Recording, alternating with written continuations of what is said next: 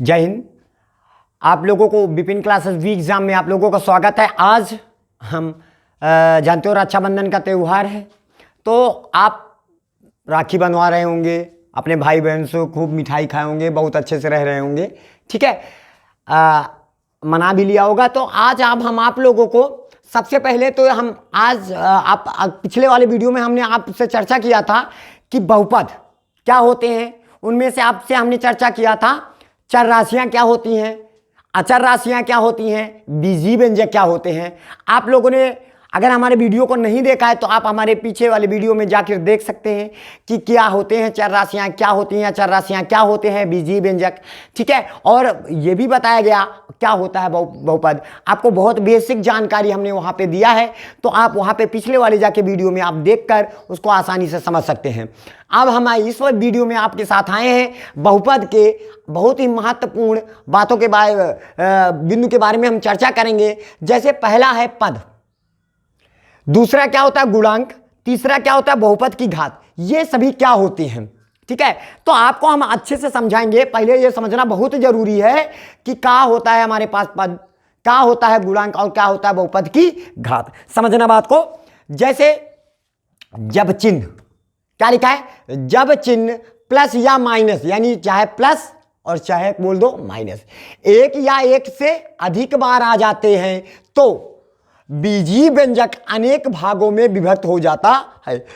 उसे क्या कहते हैं, पद कहलाते हैं। जैसे एग्जाम्पल तौर पर हम आपको बताएं कि एग्जाम्पल में क्या बताना है, क्या मतलब आपको ये बात समझ में नहीं आई होगी कि क्या होता है जब चिन्ह। क्या है चिन्ह भैया, ये तो समझ में नहीं आया। चिन्ह का मतलब होता है चाहे वो प्लस हो चाहे वो माइनस हो, और कहीं एक या एक से अधिक बार आ जाते हैं तो हमारा जो बीजीय व्यंजक होता है वो अनेक भागों में विभक्त हो जाता है। जितने भागों में विभक्त हो जाता है उन्हीं को क्या बोला जाता है, पद बोला जाता है। बात आ रही समझ में। तो पद आपको समझ में नहीं आया होगा तो हम आपको एग्जाम्पल के साथ समझाएंगे। आप हमारे वीडियो को अंत तक जरूर देखिए। आपको आज हम पद, गुणांक और बहुपद की घात और अन्य बहुपद के प्रकार के बारे में आपको हम समझाएंगे, क्या होते हैं बहुपद और क्या बहुपद नहीं होते हैं। वीडियो को अंत तक जरूर देखिएगा। जैसे दिखाए, जैसे हमारे पास क्या होता है, जैसे हमने आपसे कह दिया कि 3x² माइनस का 2y² प्लस का 7। देखिए तो यहां पे हमारे पास चर राशियां कितनी हैं, 2।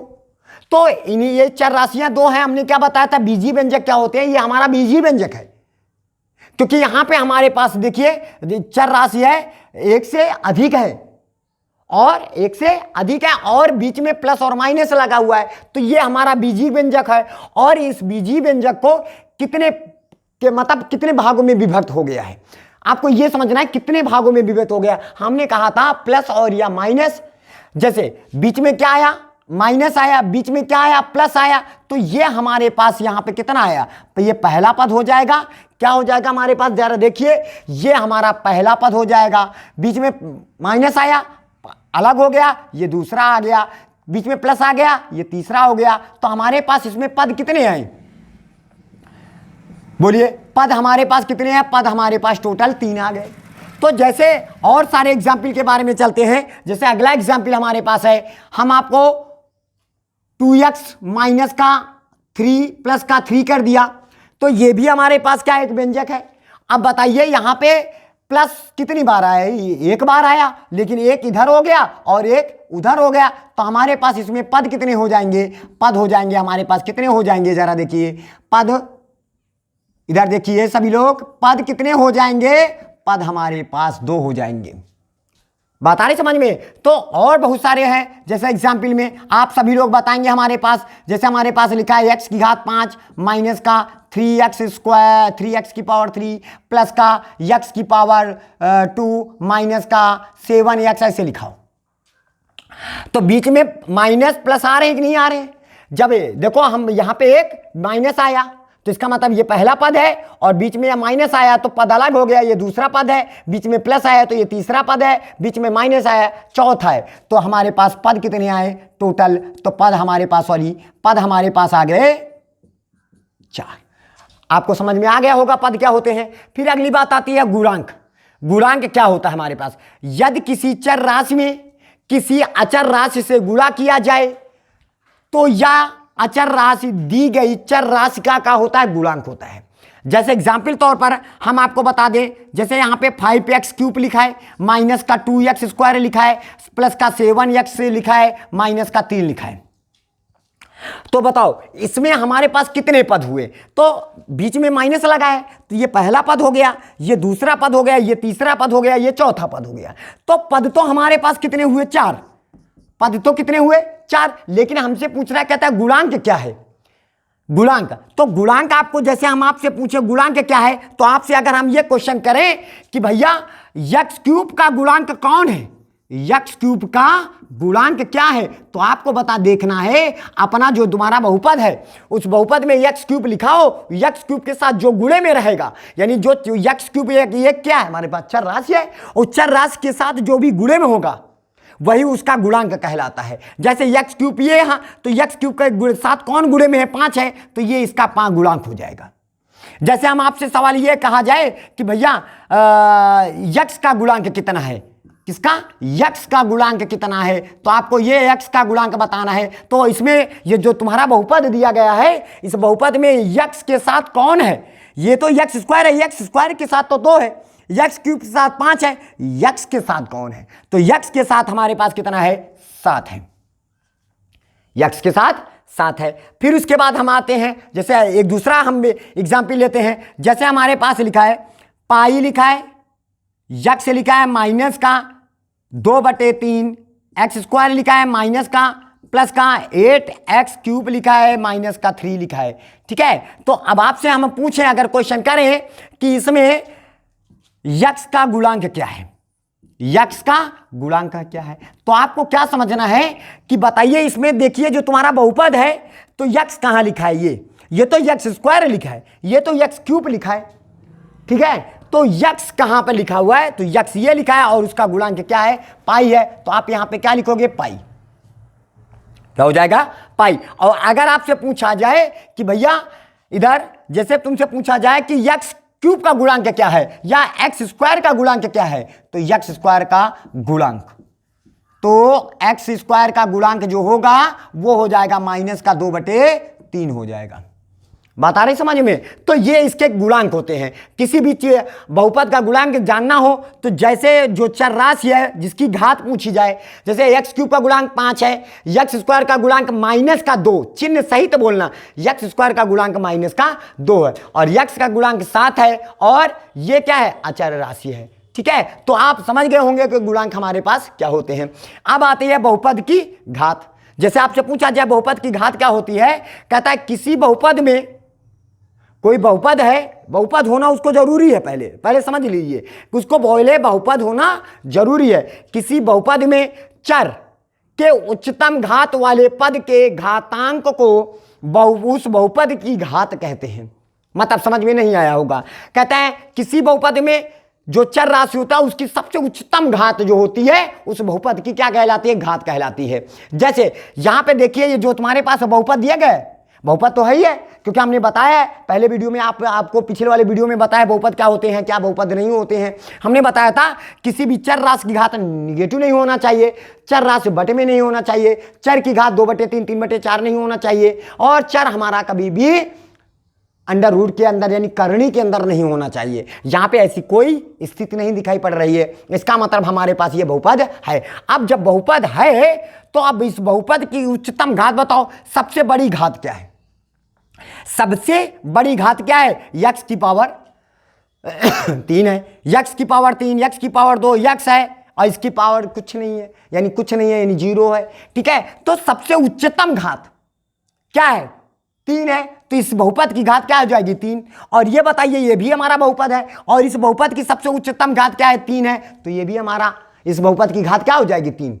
मतलब किसी बहुपद, कोई बहुपद होना बहुत जरूरी है। अगर हमसे कह दे कि भैया चलिए आप इसकी घात बताइए, अब बताइए अंडर रूट x माइनस का 3, अब बताओ घात बताओ। अब तो पहले तो ये जानना जरूरी है कि ये बहुपद है कि नहीं है, तो ये तो बहुपद है ही नहीं, तो इसकी जब बहुपद है नहीं तो बहुपद की घात क्या बताया जाएगा, तब घात हम नहीं बताया जा सकता है। ठीक है, तो अब जैसे हमारे पास आ जाए, आपका कहा जाए कि x की पावर 3 माइनस का x की पावर 5 प्लस का x की पावर 6 या माइनस का 2x cube 2x square plus का 7x माइनस का 8, ये लिखा हुआ है। तो ये हमारा एक बहुपद है, ठीक है। और एक बात और जानेंगे, क्या होता है मानक रूप। मानक रूप जानना बहुत जरूरी है, ठीक है। मानक रूप क्या होता है कि जैसे हमारे पास ये बहुपद आगे पीछे लिखे हुए हैं, मतलब मानक रूप का होता है बहुपद को बड़े से छोटे की क्रम में जाना ही बहुपद हमारा क्या कहलाता है, मानक रूप कहलाता है।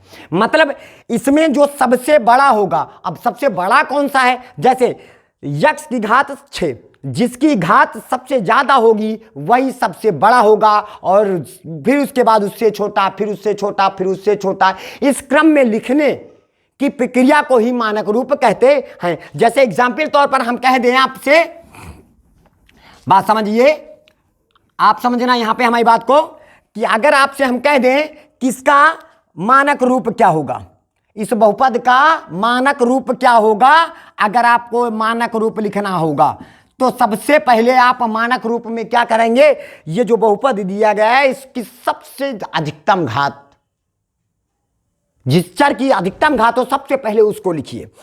सबसे अधिकतम घात किसकी है, x की पावर 6, तो सबसे पहले आप x की पावर 6 को लिखेंगे।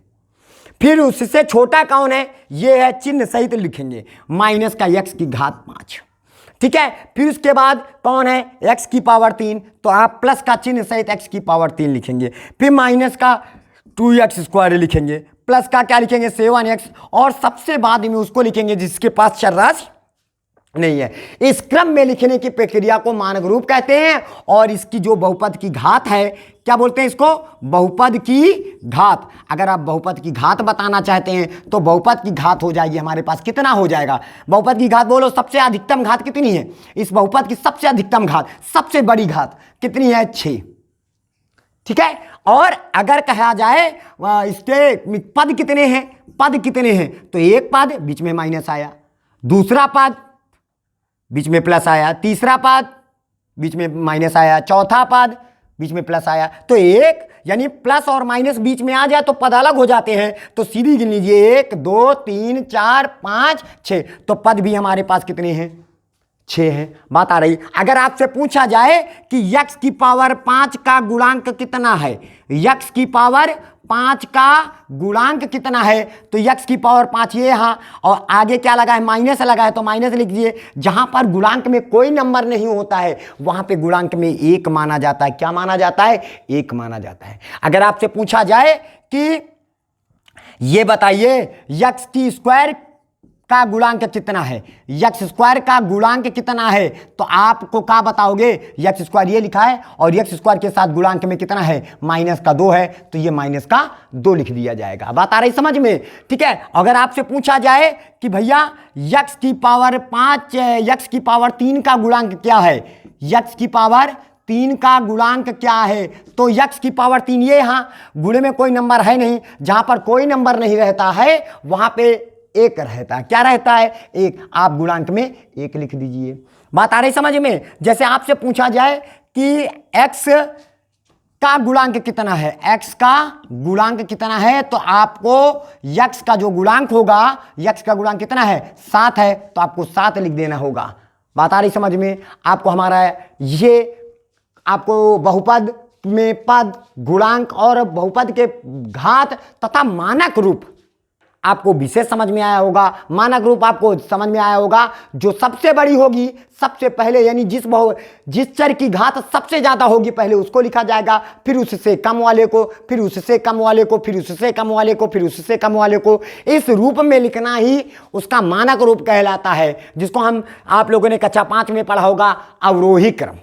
अवरोही क्रम, अवरोही क्रम में आपने क्या पढ़ा था, आपने पढ़ा था कि बड़े से छोटे के क्रम में लिखने को क्या बोला जाता है, अवरोही क्रम। और वही अवरोही क्रम ही हमारा क्या कहलाता है, मानक रूप कहलाता है। बात आ रही समझ में। किसी बहुपद को सबसे अधिकतम घात जो होती है उसको सबसे पहले, फिर उससे कम, फिर उसके कम, घात पर, और फिर सबसे कम आप लिखते चले जाइए, वो उस बहुपद का मानक रूप कहलाता है। उम्मीद है कि ये वीडियो आप लोगों को समझ में आया होगा। जय हिंद, जय भारत। आप हमारे अगले वीडियो को देखने के लिए हमारे चैनल को सब्सक्राइब करें, लाइक करें, बेल आइकन का बटन दबाना ना भूलें। जय हिंद, जय भारत।